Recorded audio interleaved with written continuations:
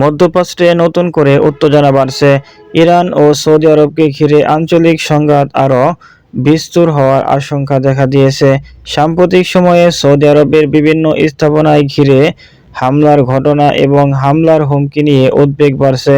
রয়টার্সের সাম্প্রতিক প্রতিবেদনে বলা হয়েছে, সৌদি আরব এখন ইরান ও তাদের মিত্রদের হুমকির মোকাবেলায় প্রতিরক্ষা জোট শক্তিশালী করার চেষ্টা করছে।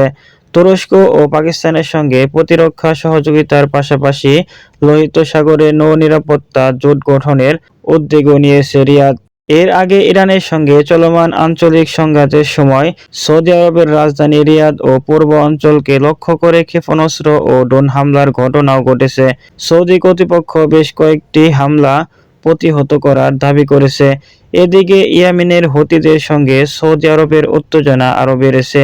জুলাইয়ে সৌদি হামলার পর হুতিরা সৌদি ভূখণ্ডে ক্ষেপণাস্ত্র ছোড়ে বলে রয়টার্স জানিয়েছে। সব মিলিয়ে মধ্যপ্রাচ্যের পরিস্থিতি অত্যন্ত স্পর্শকাতর হয়ে উঠেছে।